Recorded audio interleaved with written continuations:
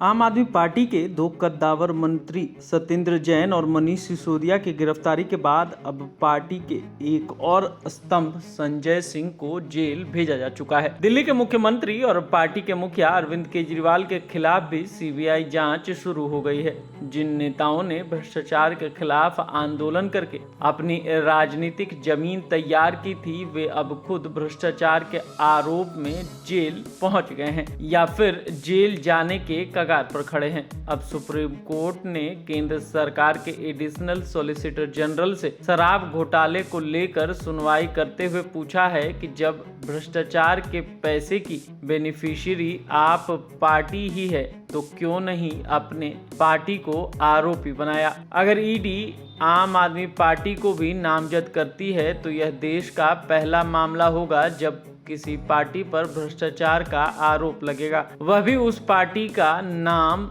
जिसका जन्म ही भ्रष्टाचार विरोध की नींव पर हुआ था। भ्रष्टाचार के आरोप में लालू यादव के जेल जाने पर इतनी दुर्गति तो आरजेडी की भी नहीं हुई थी। सुप्रीम कोर्ट से जब से यह बात निकली है तो इसका दूर तलक जाना भी तय है। दरअसल दिल्ली के पूर्व उप मुख्यमंत्री मनीष सिसोदिया की गिरफ्तारी इसी साल फरवरी में दिल्ली शराब घोटाले में उनका नाम आने पर हुआ था। उनकी जमानत पर सुप्रीम कोर्ट में बुधवार को सुनवाई हो रही थी। सुनवाई के दौरान प्रवर्तन निदेशालय से सुप्रीम कोर्ट ने पूछा कि क्या वह दिल्ली शराब नीति में घोटाले के मामले में आम आदमी पार्टी को भी आरोपी बनाएगी। दरअसल सुप्रीम कोर्ट ने अपने नेता मनीष सिसोदिया की जमानत याचिका पर सुनवाई के दौरान पूछा गया था कि शराब नीति का सीधे तौर पर लाभ आम आदमी पार्टी को मिला है, मनीष सिसोदिया को नहीं। ऐसे में एजेंसी ने अभी तक पार्टी को आरोपी क्यों नहीं बनाया। सुप्रीम कोर्ट के जस्टिस संजीव खन्ना ने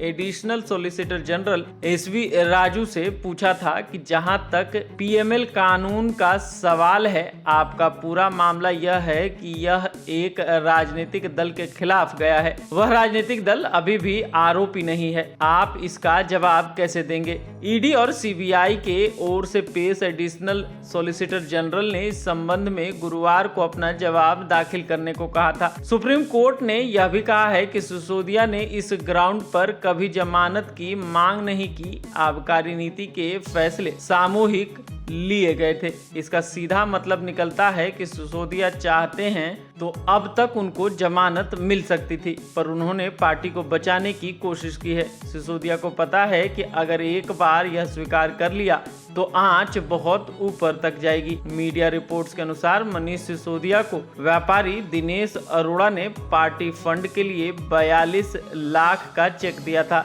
इस मामले में भी मनीष सिसोदिया के बजाय पार्टी पर ही उंगली उठती दिख रही है। भ्रष्टाचार के खिलाफ जन लोकपाल कानून की मांग को लेकर 2011 के सामाजिक कार्यकर्ता अन्ना हजारे के नेतृत्व में एक सशक्त आंदोलन हुआ था और इस आंदोलन में सशक्त रूप से इन्वॉल्व अरविंद केजरीवाल और उनकी टीम रातों रात देश भर में हीरो बन गए थे। बाद में अरविंद केजरीवाल ने नवंबर 2012 में आम आदमी पार्टी का गठन किया और दिल्ली में घूम घूम कर कहा कि उनके पास तत्कालीन मुख्यमंत्री शीला दीक्षित के खिलाफ भ्रष्टाचार और ढेरों सबूत हैं। फरवरी 2015 में अरविंद केजरीवाल दिल्ली के मुख्यमंत्री चुने गए। तब से लगातार वो सफलता के नित नई ऊंचाइयों को छू रहे हैं, लेकिन पिछले 8 सालों में इनके मंत्रियों पर कई भ्रष्टाचार के आरोप लग चुके हैं। दिल्ली में आम आदमी पार्टी की सरकार के 2 मंत्री जेल में हैं और एक सांसद भी अब जेल पहुंच गए हैं। जब से आम आदमी पार्टी राजनीति में आई है और दिल्ली में सत्ता पाने में भी कामयाब हुई है, तब से दिल्ली से पंजाब तक मनीष सिसोदिया और सत्येंद्र जैन समेत पार्टी के कई मंत्री और विधायक जेल जा चुके हैं। सीबीआई ने पिछले हफ्ते अरविंद केजरीवाल के घर के रेनोवेशन पर हुए खर्च की भी जांच करने के लिए मामला दर्ज किया है।